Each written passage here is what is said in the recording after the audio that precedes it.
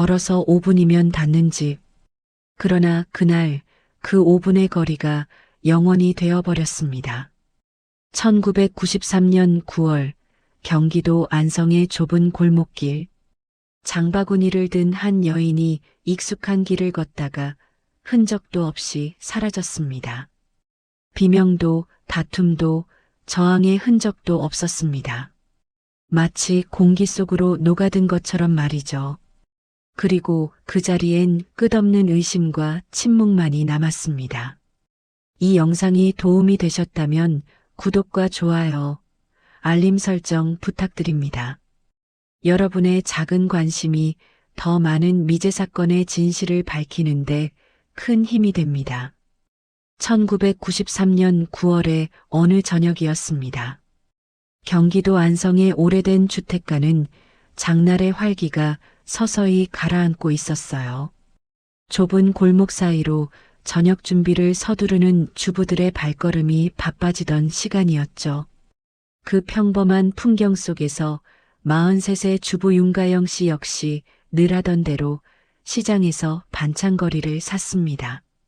무와 배추, 두부 한 모, 아이들이 좋아하는 멸치 몇 줌. 장바구니는 무겁지 않았어요. 집까지는 걸어서 5분, 익숙한 골목길을 따라가면 되는 거리였으니까요. 안성의 9월은 여름과 가을 사이 어딘가에 걸쳐 있었습니다. 낮엔 아직 더웠지만 해가 지면 선선한 바람이 불어왔어요. 그날도 오후 내내 보슬비가 내렸다가 저녁 무렵 그쳤습니다.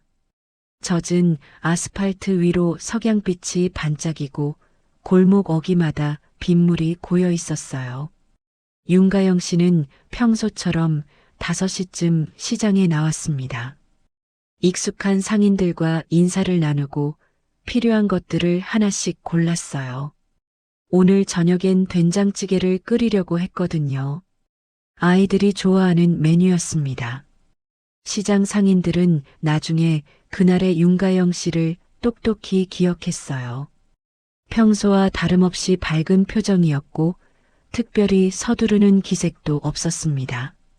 채소가게 아주머니와 김장 준비 이야기를 나눴고 생선가게 아저씨한테는 고등어가 신선한지 물어봤어요.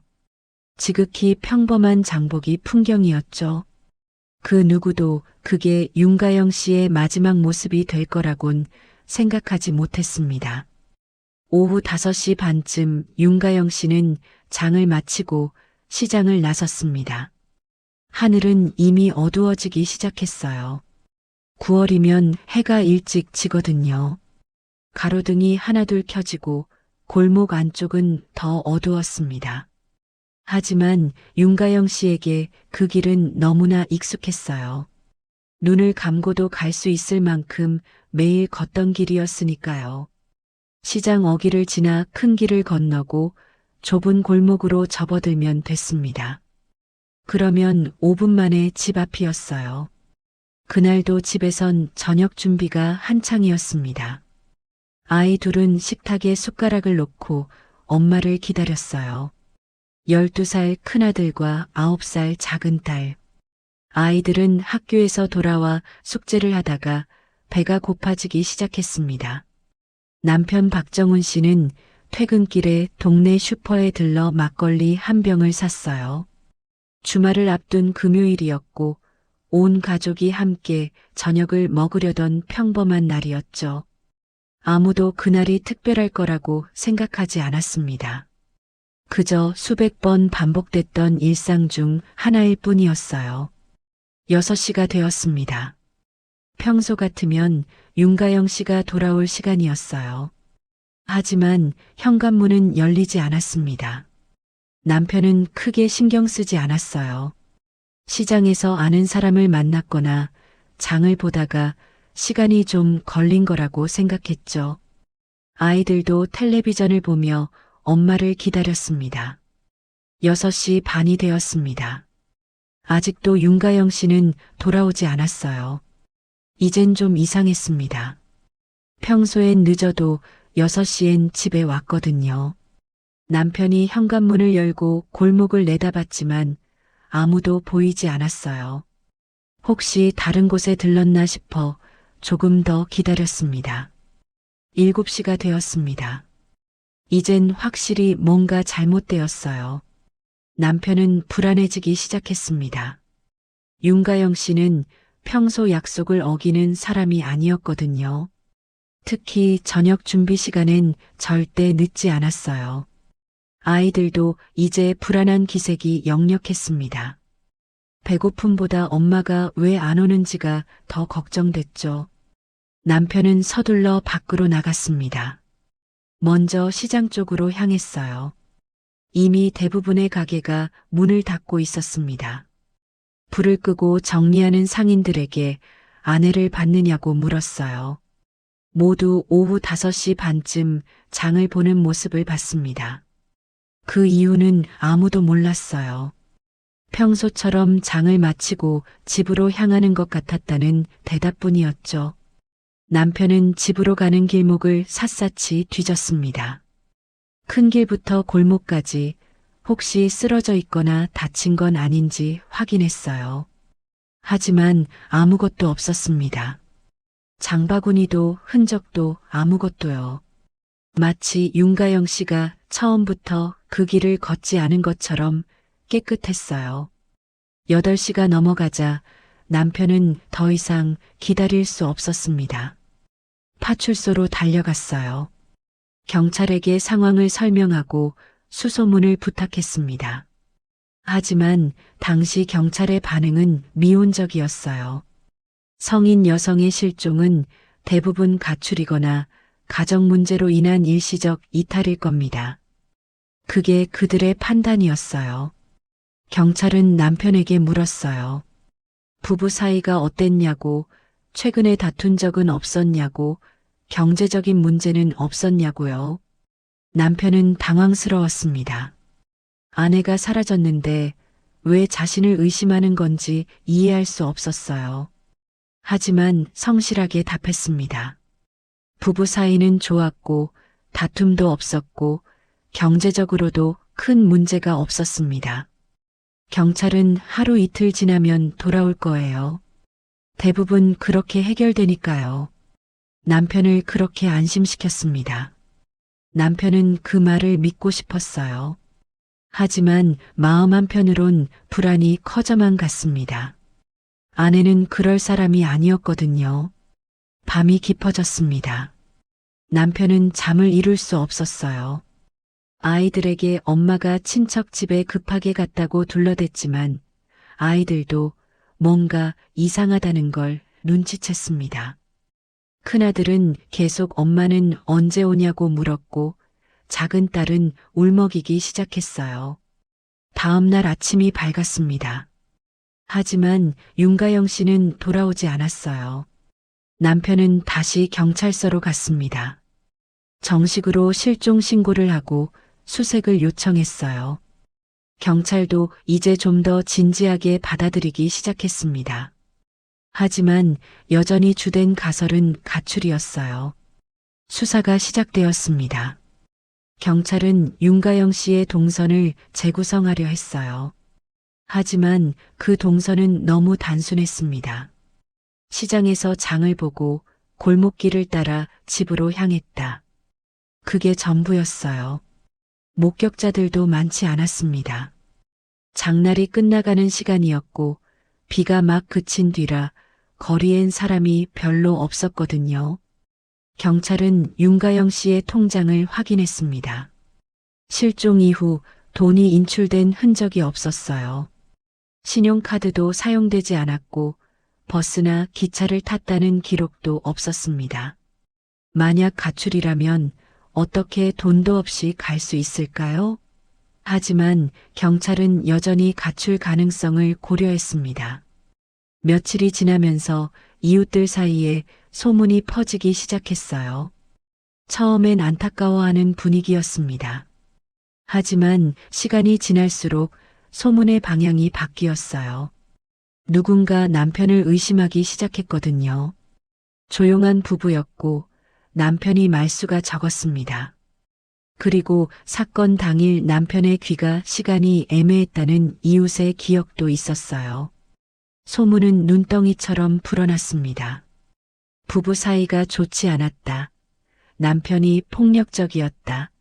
집안에서 이상한 소리가 들렸다. 아무런 근거도 없는 추측들이 마치 사실인 것처럼 퍼져나갔어요. 그리고 그 중심에는 항상 남편이 있었습니다. 남편은 경찰 조사를 계속 받아야 했어요. 똑같은 질문을 수십 번 반복해서 받았습니다. 부부 사이가 어땠냐? 다툼은 없었냐? 아내가 다른 남자를 만난 적은 없냐? 질문은 점점 더 노골적이고 공격적으로 변해갔어요. 마치 남편이 뭔가를 숨기고 있다는 전제 아래 모든 대답은 의심의 대상이 되었습니다. 가장 가혹한 건 아이들이었어요. 학교에서 아이들은 엄마를 숨긴 집이라는 시선을 받아야 했습니다.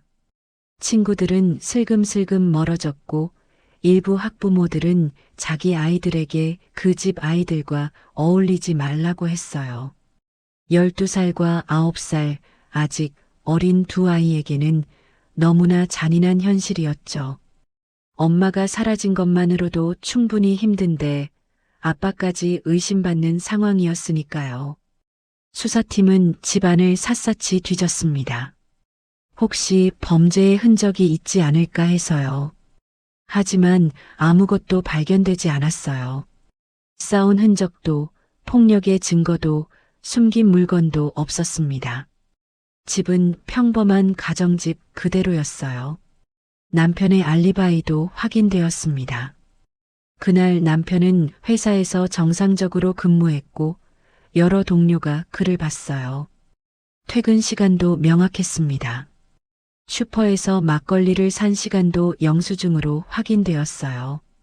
객관적으로 봤을 때 남편이 범인일 가능성은 거의 없었습니다. 하지만 의심은 쉽게 사라지지 않았어요. 증거가 없다는 건 잘 숨겼다는 뜻일 수도 있으니까요. 사람들은 그렇게 생각했습니다. 특히 다른 용의자나 단서가 전혀 없었기 때문에 남편에 대한 의심은 더욱 강해졌어요. 한 달이 지나고 두 달이 지났습니다. 윤가영 씨는 여전히 나타나지 않았어요. 수사는 점점 힘을 잃어갔습니다. 새로운 단서도 없었고 목격자도 나타나지 않았어요. 경찰은 다른 사건들에 밀려 이 사건에 쏟는 시간을 줄여갔습니다. 그런데 말이죠. 나중에 밝혀진 사실이지만 당시 중요한 단서들이 있었습니다. 다만 그 단서들이 제대로 기록되지 않았고 중요하게 다뤄지지 않았을 뿐이에요. 시장 상인 중 한 명이 이상한 점을 경찰에게 이야기했습니다.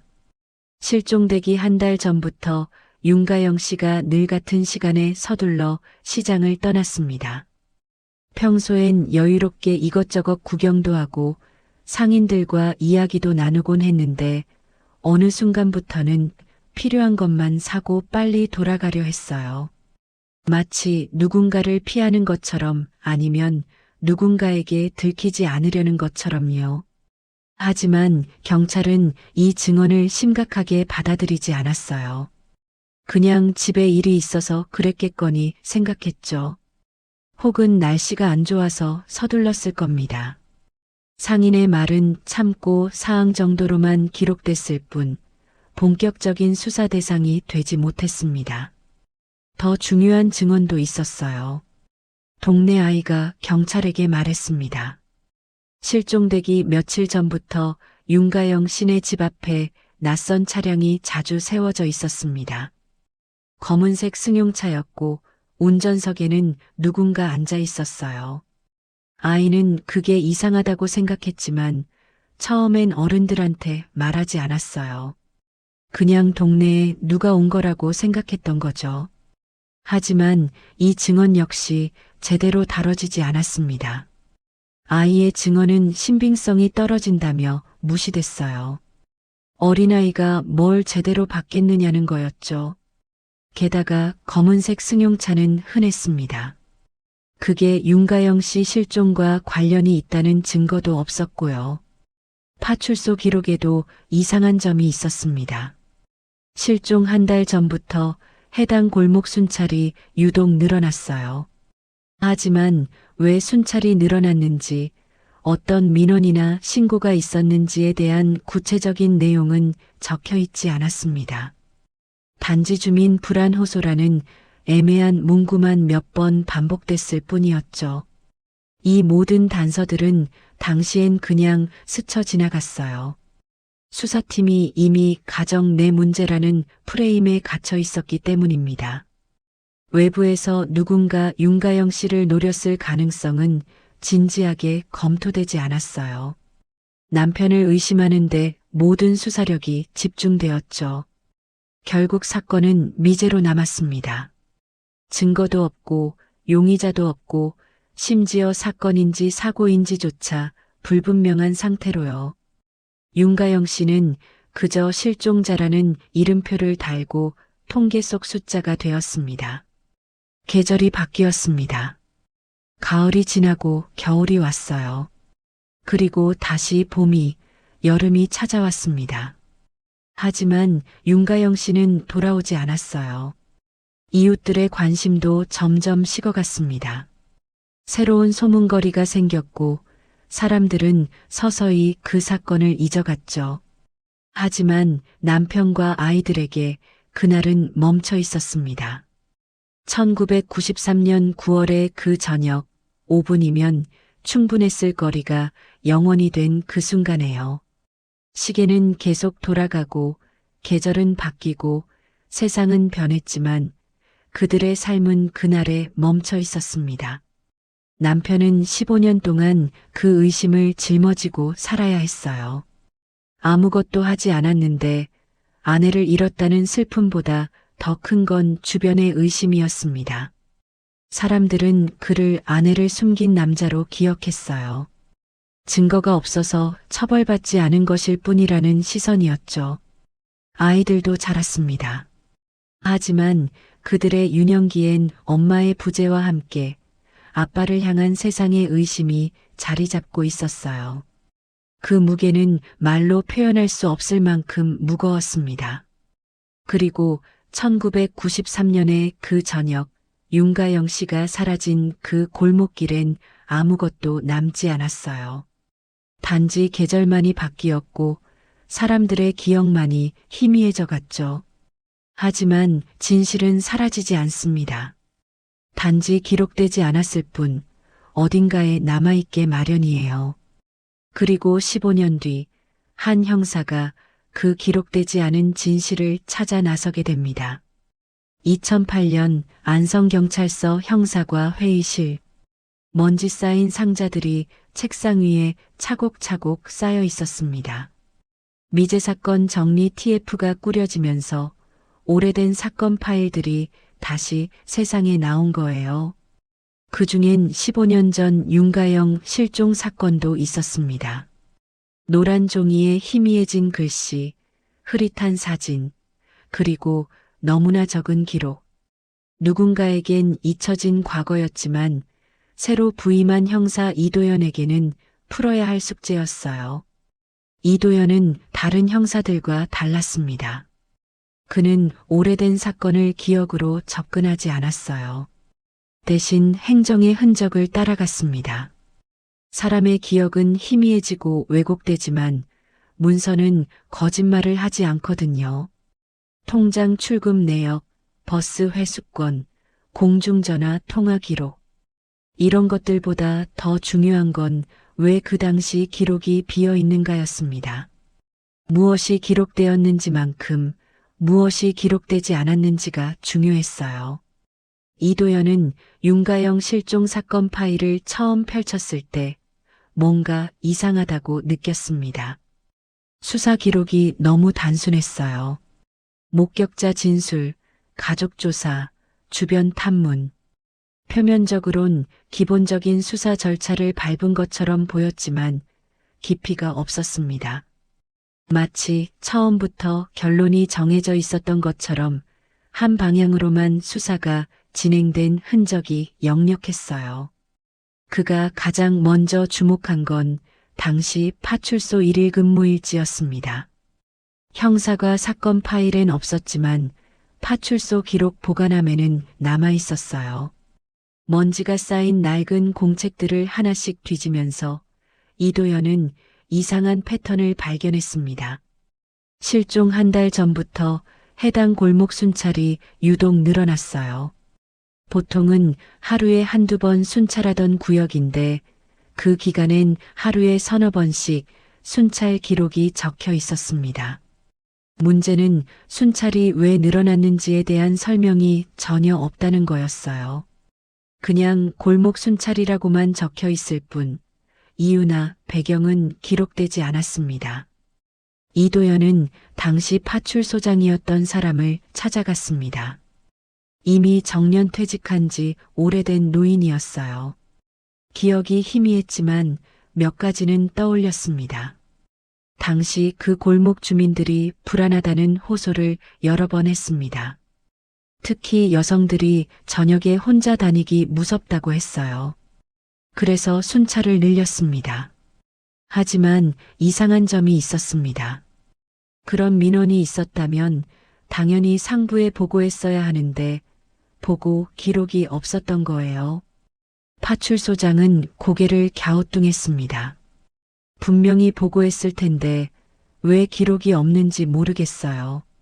15년 전 일이라 확실하지 않지만 당시엔 경미한 민원으로 처리했던 것 같습니다. 이도연은 파출소 창고를 뒤지기 시작했어요. 정식 보고서는 없었지만 다른 기록이 남아있을 거라고 확신했습니다. 그리고 마침내 민원대장을 찾아냈어요. 낡은 공책에 손으로 적은 기록들이 빼곡했습니다. 1993년 8월부터 9월 사이 주민 불안 호소라는 항목이 여러 번 적혀 있었어요. 날짜도 기록되어 있었습니다. 8월 5일부터 9월 2일까지 거의 일주일 간격으로 누군가 파출소에 찾아왔거나 전화를 걸었습니다. 그리고 그 옆에 작은 글씨로 메모가 적혀 있었습니다. 당시 담당 경찰이 남긴 것으로 보이는 짧은 문장이었어요. 시장 귀가 여성 뒤따라옴. 반복. 확인 요망. 이도연의 심장이 빨리 뛰기 시작했습니다. 이게 바로 그가 찾던 거였어요. 윤가영 씨 실종 전에 이미 수상한 징후가 있었다는 증거였습니다. 누군가 시장에서 돌아오는 여성들을 뒤따랐고 그게 반복되었습니다. 주민들이 불안해했고 경찰도 그걸 인지했던 겁니다. 그런데 왜 이 중요한 정보가 사건 파일 본문에는 없을까요? 왜 상부에 보고되지 않았을까요? 이도연은 당시 관련자들을 더 찾아 나섰습니다. 당시 민원을 접수했던 경찰관도 찾아냈어요. 그는 이미 다른 지역으로 전출을 갔지만 연락이 닿았습니다. 전화 통화에서 그는 당시를 기억했어요. 주민 몇 명이 저녁에 누군가 자신을 따라오는 것 같다고 신고했습니다. 특히 시장에서 돌아오는 길에 그런 일이 자주 있었어요. 그래서 순찰을 강화했고 며칠간 집중적으로 돌아다녔습니다. 하지만 특별한 걸 발견하지 못했어요. 수상한 사람도 없었고 범죄도 일어나지 않았습니다. 그래서 결국 경미 민원으로 처리했습니다. 정식 보고서를 작성할 필요가 없다고 판단한 거죠. 이도연은 물었습니다. 혹시 당시 그 지역에서 야간 근무를 하거나 배회하는 사람을 본 적이 있냐고요? 경찰관은 잠시 생각하다가 대답했어요. 시설 관리 일을 하는 사람들이 몇 명 있었습니다. 야간 경비나 청소 같은 일을 하는 사람들이요. 하지만 그들을 의심할 만한 이유는 없었어요. 다들 성실하게 일하는 사람들처럼 보였거든요. 이도연은 다시 파일을 뒤졌습니다. 이번엔 1993년 당시 그 지역에서 야간 근무를 했던 사람들 명단을 찾았어요. 시설 관리, 야간 경비, 청소, 배달. 여러 직종의 사람들이 있었습니다. 그 중에서 한 사람이 눈에 띄었어요. 강태식이라는 이름이었습니다. 당시 32, 그 지역 상가 건물의 야간 경비 일을 했어요. 근무 시간은 오후 6시부터 다음날 아침 6시까지. 바로 윤가영 씨가 사라진 시간대와 겹쳤습니다. 이도연은 강태식의 이력을 추적하기 시작했어요. 그리고 이상한 패턴을 발견했습니다. 강태식은 윤가영 씨 실종 직후인 1993년 10월에 직장을 옮겼어요. 그것도 갑자기요. 안성을 떠나 수원으로 갔고 몇 개월 후엔 다시 평택으로 이동했습니다. 그리고 또 이천으로, 그 다음엔 다시 안성 외곽으로요. 주소지도 자주 바뀌었어요. 한 곳에 오래 머물지 않았습니다. 1년에 두세 번씩 이사를 다녔어요. 마치 누군가 자신을 쫓아오는 것처럼, 아니면 추적당하지 않으려는 것처럼 말이죠. 더 수상한 건 특정 기간의 기록이 뚝 끊겼다는 점이었습니다. 1995년부터 1997년까지 약 2년간 강태식의 국민연금 납부 기록이 없었어요. 건강보험료 납부 기록도 없었습니다. 공식적으로 어디에도 고용되어 있지 않았다는 뜻이에요. 그럼 그 기간 동안 뭘 했을까요? 어떻게 생계를 유지했을까요? 이도연은 강태식의 현재 위치를 파악했습니다. 그는 안성 외곽의 작은 마을에 살고 있었어요. 폐기물 분류와 재활용 정리 같은 일을 하며 근근히 살아가는 중년 남성이었습니다. 겉으로 보기엔 평범한 사람이었어요. 하지만 이도연은 확신했습니다. 이 사람 주변엔 뭔가 있을 겁니다. 그는 강태식에 대한 조사를 본격화했습니다. 먼저 과거 근무지들을 확인했어요. 그리고 한 가지 공통점을 발견했습니다. 강태식이 근무했던 장소들은 모두 여성 귀가길이 잘 보이는 위치였어요. 상가 건물 경비실, 시장 인근 주차장 관리실, 주택가, 쓰레기 수거 차량. 이런 곳에서 일하면 자연스럽게 저녁 시간 여성들의 동선을 관찰할 수 있었습니다. 그리고 의심받지 않고 그 지역을 배회할 수 있었어요. 이도연은 당시 상인들과 주민들을 다시 만나기 시작했습니다. 15년이 지났지만 아직 그 동네에 사는 사람들이 있었어요. 처음엔 다들 기억이 희미했습니다. 하지만 구체적으로 질문하자 하나씩 떠올리기 시작했어요. 한 상인은 기억했습니다. 당시 야간 경비를 서던 남자가 자주 시장 근처를 어슬렁거렸어요. 근무 중인데도 경비실을 벗어나 시장 쪽으로 걸어오곤 했습니다. 처음엔 별 생각 없었지만 나중에 생각해보니 이상했어요. 왜 근무 시간에 자꾸 시장 쪽으로 왔을까요? 다른 주민은 더 구체적인 걸 기억했어요. 저녁 시간에 검은색 승용차가 골목 어귀에 자주 서 있었습니다. 그 차 안에 누군가 앉아 있었는데 얼굴은 잘 안 보였어요. 며칠 동안 같은 자리에 차가 있어서 이상하다고 생각했습니다. 하지만 당시엔 별로 신경 쓰지 않았어요. 이도연은 이 증언들을 꼼꼼히 기록했어요. 그리고 강태식의 차량 기록을 확인했습니다. 1993년 당시 강태식은 검은색 현대 엑셀을 소유하고 있었어요. 바로 주민이 기억하는 그 차와 일치했습니다. 증거들이 하나씩 맞춰지기 시작했어요. 하지만 아직 결정적인 증거는 없었습니다. 정황상 의심스럽지만 법정에서 통할 만한 물증은 부족했어요. 이도연은 더 파고들어야 한다는 걸 알았습니다. 그는 당시 상인회를 찾아갔습니다. 15년 전 기록이 남아있을까 싶었지만 놀랍게도 오래된 장부와 서류들이 보관되어 있었어요. 상인회장을 설득해서 그 자료들을 살펴볼 수 있었습니다. 거기서 이도연은 중요한 정보를 찾아냈어요. 1993년 8월부터 9월 사이 상인회에 여러 통의 민원 전화가 걸려왔다는 기록이었습니다. 내용은 비슷했어요. 저녁에 시장에서 집으로 가는 길에 누군가 따라오는 것 같습니다. 여성 주민 몇 명이 반복적으로 전화했어요. 상인회에선 이 문제를 파출소에 전달했습니다. 그래서 순찰이 강화됐던 겁니다. 하지만 경찰이 별다른 조치를 취하지 않자 상인회에서도 더 이상 신경 쓰지 않았어요. 범죄가 일어난 것도 아니고 단지 불안감이었으니까요. 이도연은 당시 민원을 제기했던 여성들을 찾으려 했어요. 하지만 15년이 지난 지금 대부분 이사를 가거나 연락이 닿지 않았습니다. 그래도 한 명을 찾아냈어요. 당시 시장에서 반찬 가게를 운영하던 여성이었습니다. 그녀는 또렷하게 기억했어요.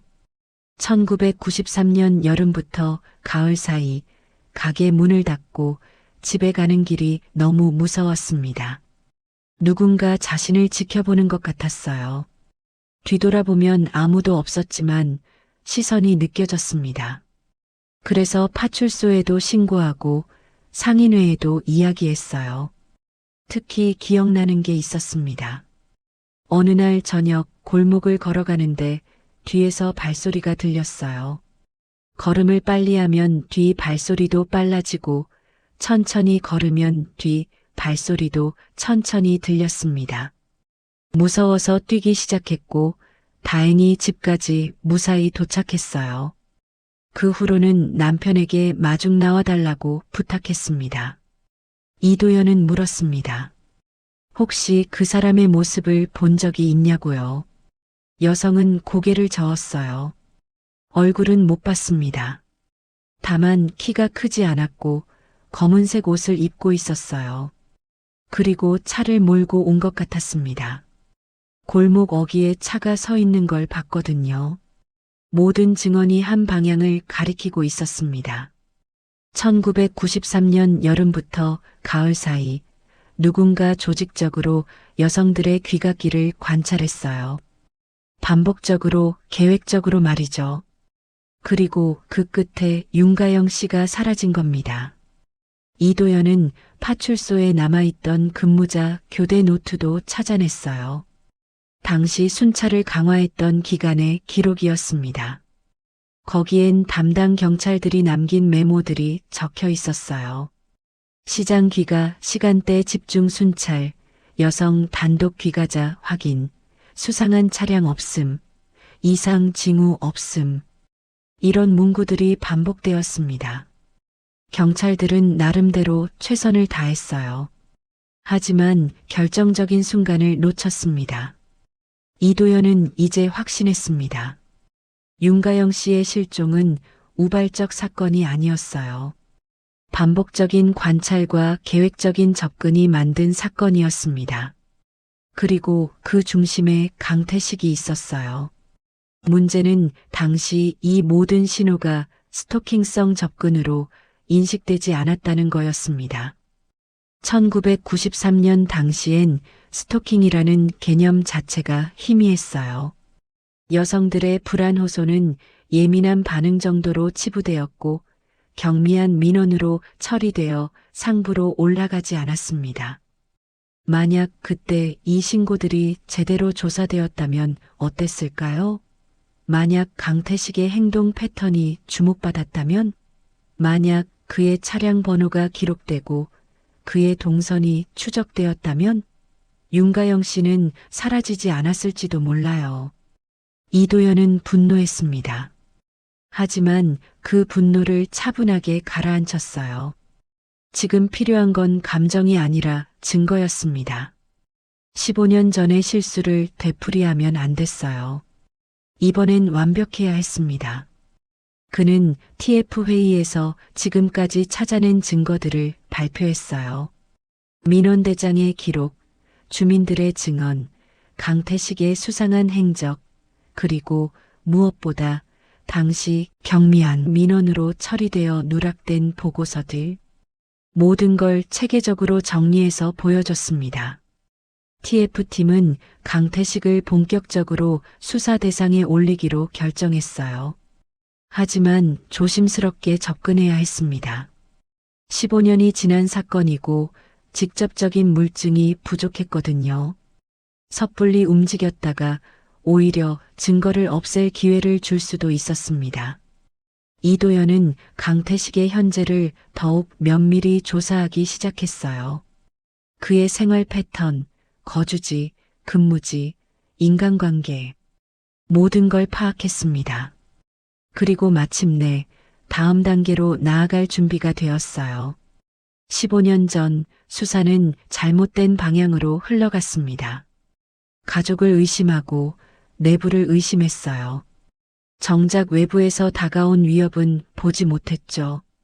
그리고 그 틈에서 누군가는 완벽하게 빠져나갔습니다. 하지만 이제는 달랐어요. 누락된 기록이 다시 빛을 보고 무시된 증언들이 힘을 얻었습니다. 진실은 사라지지 않았어요. 단지 묻혀 있었을 뿐입니다. 그리고 이도연은 그 진실을 파내기 시작했습니다. TF는 강태식의 현재를 추적했습니다. 그는 안성 외곽의 자재 창고와 인접한 작은 작업장을 빌려 살고 있었어요. 폐기물 분류와 재활용 정리 같은 일을 하며 하루하루를 보내는 중년 남성. 겉으로 보기엔 성실하게 일하는 평범한 사람이었습니다. 이웃들도 그를 조용하고 묵묵히 일하는 사람으로 기억했어요. 하지만 이도연의 눈엔 다르게 보였습니다. 그는 강태식의 생활 패턴을 관찰하면서 이상한 점들을 발견했어요. 강태식의 일상은 통제와 감시에 맞춰져 있었습니다. 마치 누군가 자신을 지켜보고 있다고 생각하는 것처럼, 아니면 무언가를 숨기려는 것처럼 말이죠. 매일 밤 같은 시간에 작업장 문을 잠갔어요. 8시 정각이었습니다. 그리고 아침 6시까지 문을 열지 않았어요. 외부인의 접근을 철저히 차단했습니다. 작업장 창문에는 철망이 덧대어져 있었고 안쪽에는 두꺼운 커튼이 쳐져 있었어요. 밖에서 안이 전혀 보이지 않게 만든 거였죠. 이도연은 작업장 주변을 며칠간 관찰했습니다. 강태식은 거의 외출을 하지 않았어요. 필요한 물건은 일주일에 한 번 장을 봐서 해결했고 그 외엔 작업장을 벗어나지 않았습니다. 사람들과의 접촉도 최소화했어요. 이웃과 인사를 나누는 일도 거의 없었습니다. 문제는 이런 패턴이 범죄의 증거는 아니라는 거였어요. 혼자 사는 사람이 조용히 지낼 수도 있는 거고 프라이버시를 중요하게 여길 수도 있는 겁니다.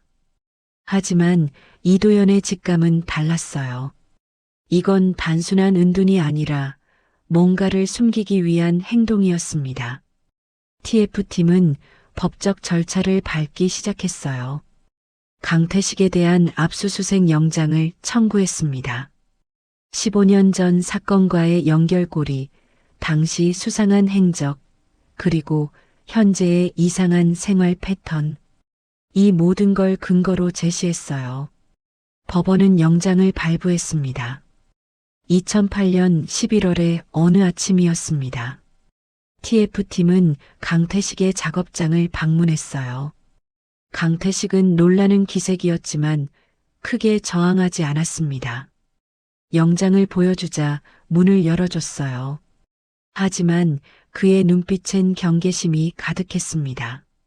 작업장 안은 예상과 달랐어요. 사람들이 상상하는 그런 자극적인 공간이 아니었습니다. 지하 감금실도 없었고 끔찍한 흔적도 없었어요. 그냥 평범한 작업장이었습니다. 폐기물이 분류되어 쌓여 있었고 작업 도구들이 정돈되어 있었어요. 하지만 자세히 들여다보면 이상한 점들이 있었습니다. 작업장 한쪽 구석에 생활 공간이 마련되어 있었어요. 작은 침대와 낡은 가구, 그리고 오래된 물건들. 거기엔 15년 전의 흔적들이 남아 있었습니다. 수사팀은 꼼꼼하게 물건들을 확인했어요. 먼저 눈에 띈 건 오래된 휴대폰 배터리와 유심 카드였습니다. 1990년대 후반에서 2000년대 초반 것으로 보이는 물건들이었어요. 왜 이런 걸 아직까지 보관하고 있을까요? 폐기물 재활용 일을 한다고 해도 이건 너무 오래된 거였습니다.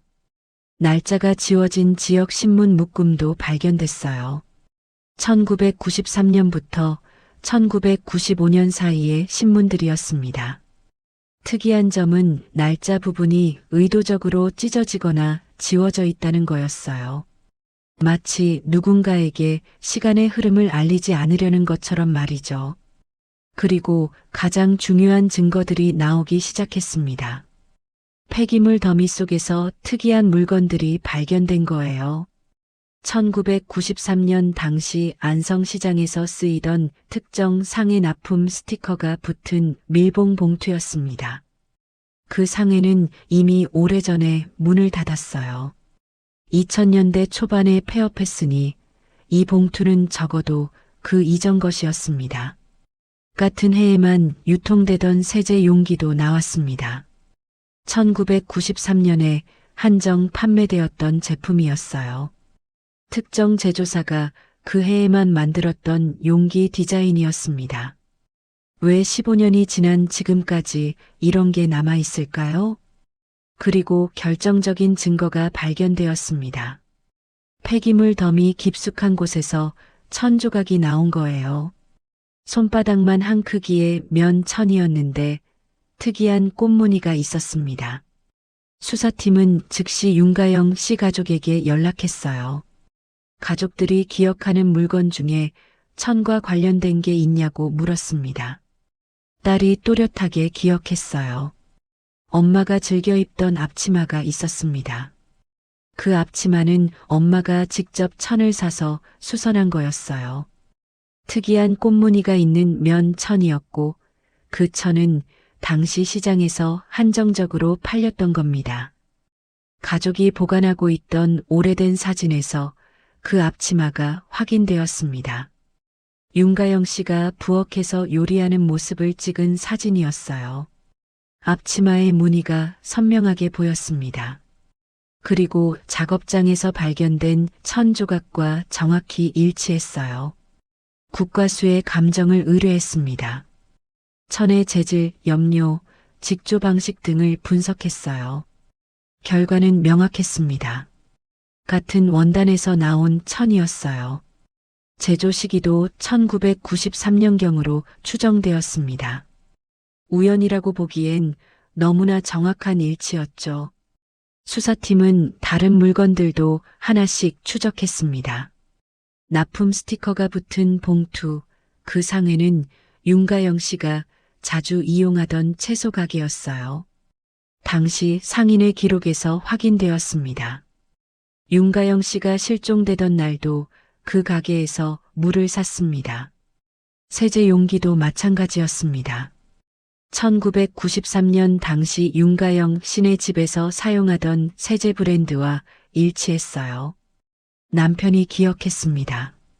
아내가 그 세제를 좋아했습니다. 특히 그 해에 나온 신제품을 사용했어요. 모든 증거가 한 사람을 향하고 있었습니다. 우연이라고 보기엔 너무 많은 것들이 일치했어요. 통계적으로 봐도 이런 일치는 거의 불가능했습니다. 강태식의 작업장에 15년 전 윤가영 씨와 관련된 물건들이 있다는 건 단 하나의 결론만을 가리켰습니다. 강태식은 조사실로 이송되었습니다. 처음엔 끝까지 부인했어요. 그 물건들은 재활용 일을 하면서 주운 겁니다. 아무 의미 없어요. 자신은 윤가영이라는 사람을 모릅니다. 15년 전 일은 기억도 안 납니다. 하지만 형사들은 다르게 접근했습니다. 울분이나 압박 대신 차분하게 증거를 하나씩 보여줬어요. 먼저 15년 동안 쌓인 누락된 기록을 펼쳐 놓았습니다. 파출소 민원대장, 주민들의 증언, 상인의 기록. 1993년 여름부터 가을 사이 누군가 조직적으로 여성들을 관찰했다는 증거들이었죠. 그리고 강태식의 행적을 보여줬어요. 당시 그가 야간 경비로 일했던 곳, 그 위치에서 시장까지의 거리, 윤가영 씨네 집까지의 동선. 모든 게 완벽하게 겹쳤습니다. 강태식은 그 모든 걸 관찰할 수 있는 위치에 있었어요. 검은색 승용차 기록도 제시했습니다. 1993년 당시 강태식이 소유했던 차량 번호, 그리고 주민들이 기억하는 그 차, 일치했어요. 강태식의 얼굴이 조금씩 굳어지기 시작했습니다. 그 다음엔 작업장에서 발견된 물증들을 하나씩 보여줬어요. 천조각과 윤가영 씨의 앞치마 사진을 나란히 놓았습니다. 국과수 감정 결과도 함께요. 강태식은 말이 없었어요. 하지만 그의 눈빛이 흔들리기 시작했습니다. 납품 스티커, 세제 용기, 신문 묶음. 하나하나 의미를 설명했어요. 이 모든 게 우연일 수 없습니다. 통계적으로 불가능해요. 강태식은 땀을 흘리기 시작했어요. 형사들은 강태식에게 말했습니다. 이미 증거는 충분합니다. 이제 남은 건 진실을 말하는 것뿐이에요. 15년 동안 숨기고 살았던 게 얼마나 힘들었을지 압니다. 이제 그 무게를 내려놓으세요. 강태식은 한참을 침묵했습니다. 조사실엔 시계 소리만 똑딱거렸어요. 몇 분이 흘렀을까요? 강태식의 입이 조금씩 열리기 시작했습니다. 비가 와서 사람 없을 줄 알았지. 그날따라 골목이 조용했습니다. 평소엔 누군가 지나다니는데 그날은 아무도 없었어요. 그래서 기회라고 생각했습니다. 한 문장이 자백의 문을 열었습니다. 그리고 그 뒤로 15년 동안 숨겨졌던 진실이 쏟아져 나왔어요. 강태식은 한 달 넘게 윤가영 씨를 관찰했습니다. 매일 같은 시간에 시장에 나왔고 같은 길로 돌아갔어요. 패턴을 파악한 거였죠. 처음엔 그냥 지켜보기만 했습니다. 하지만 점점 욕심이 생겼어요. 가까이 가고 싶었고 통제하고 싶었습니다. 그래서 차를 타고 뒤를 따라갔고 골목 어귀에 차를 세워두고 기다렸습니다. 윤가영 씨가 불안해하는 걸 알았습니다. 서두르는 걸 봤고 주변을 경계하는 걸 봤어요. 하지만 그게 오히려 더 자극적이었습니다. 강태식의 고백은 차마 듣기 힘든 내용이었어요. 그리고 1993년 9월의 그날 비가 그치고 골목이 조용했을 때 강태식은 행동으로 옮겼어요. 구체적인 과정은 너무 잔혹해서 여기 다 담을 수 없습니다. 다만 윤가영 씨가 5분 거리의 집에 도착하지 못했다는 것, 그리고 그 이유가 강태식 때문이었다는 것만 말할 수 있어요. 15년 동안 가족을 향했던 의심은 뒤늦게 무너졌습니다. 남편 박정훈 씨는 그 소식을 듣고 한참을 울었어요. 아무 말도 하지 못했습니다.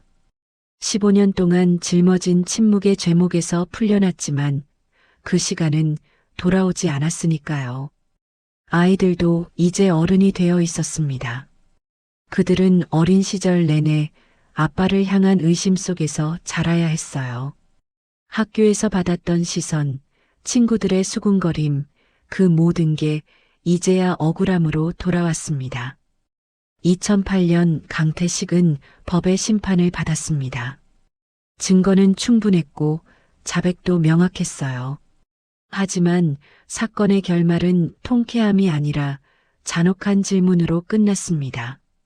왜 그때 신고가 경미로 분류되었을까요? 여성들의 불안 호소가 왜 진지하게 받아들여지지 않았을까요? 만약 그때 제대로 조사했다면 윤가영 씨는 사라지지 않았을지도 모릅니다. 1993년 스토킹이라는 개념조차 제대로 정립되지 않았던 시절이었어요. 여성들의 두려움은 예민한 반응으로 치부되었고 경미한 민원으로 기록되었습니다. 그리고 그 기록은 상부로 올라가지 않았어요. 만약 그 기록이 제대로 보고되었다면, 만약 순찰 강화가 단순히 돌아다니는 것에 그치지 않고 실제 용의자를 특정하는 작업으로 이어졌다면, 만약 강태식의 행동이 주목받았다면 역사는 달라졌을 겁니다. 그리고 한 사람의 실종이 가정 문제로 먼저 해석되던 시대의 관성도 문제였어요. 아내가 사라지면 남편을 의심하고 가족 내부를 먼저 들여다보는 관행. 그게 15년의 공백을 만들었습니다. 이도현 형사가 찾아낸 건 단순히 범인이 아니었어요. 시스템의 구멍이었습니다. 기록되지 않은 신고, 무시된 증언, 경미하게 처리된 민원. 이 모든 게 쌓여서 한 사람의 목숨을 앗아간 거였죠. 진실은 드러났습니다. 하지만 사라진 시간은 돌아오지 않았어요. 윤가영 씨가 겪었을 공포, 가족들이 15년 동안 견뎌야 했던 의심과 슬픔, 그 모든 건 되돌릴 수 없었습니다. 그날 이후 멈춰있던 가족의 시계가 다시 움직이기 시작했습니다. 하지만 그 시계는 15년을 건너뛴 채로 돌아가야 했어요. 잃어버린 시간은 영원히 빈 공간으로 남았습니다. 이 사건은 우리에게 중요한 교훈을 남겼습니다. 누군가의 불안은 결코 사소하지 않다는 것, 특히 여성들이 느끼는 위협은 진지하게 받아들여져야 한다는 것. 그리고 기록은 단순한 서류가 아니라 누군가의 생명을 지킬 수 있는 도구라는 것을요. 1993년의 골목길은 이제 많이 변했습니다. 가로등이 더 밝아졌고 CCTV가 설치되었어요. 하지만 여전히 어두운 골목은 남아있고 혼자 귀가하는 여성들의 불안도 사라지지 않았습니다. 윤가영 씨의 사건이 마지막이 되어야 합니다. 더 이상 누군가의 불안이 경미로 치부되어선 안 돼요. 더 이상 기록되지 않은 신고가 있어선 안 됩니다. 그리고 더 이상 누군가 5분 거리에서 사라져선 안 됩니다. 지금도 어딘가에서 누군가 두려움을 느끼고 있을지 모릅니다. 뒤따라오는 발소리, 계속 보이는 낯선 차, 설명할 수 없는 불안감. 그 신호를 무시하지 마세요. 기록하세요. 신고하세요. 그리고 주변에 알리세요. 여러분의 불안은 예민함이 아닙니다. 생존 본능이에요. 그 본능을 믿으세요. 그리고 주변에 그런 두려움을 느끼는 사람이 있다면 진지하게 들어주세요. 당신의 경청이 누군가의 생명을 구할 수 있습니다. 오늘 그날의 실종에서는 1993년 안성에서 일어난 윤가영 씨 실종 사건을 다뤘습니다. 15년 만에 밝혀진 진실 그리고 그 과정에서 우리가 배워야 할 교훈들을요. 이 영상이 도움이 되셨다면 구독과 좋아요, 알림 설정 부탁드립니다. 그리고 영상이 재미있었다면 댓글에 어디에서 시청하시는지 작성해 주세요. 여러분의 관심이 더 많은 미제 사건의 진실을 밝히는데 큰 힘이 됩니다. 다음에도 더 좋은 이야기로 찾아뵙겠습니다. 감사합니다.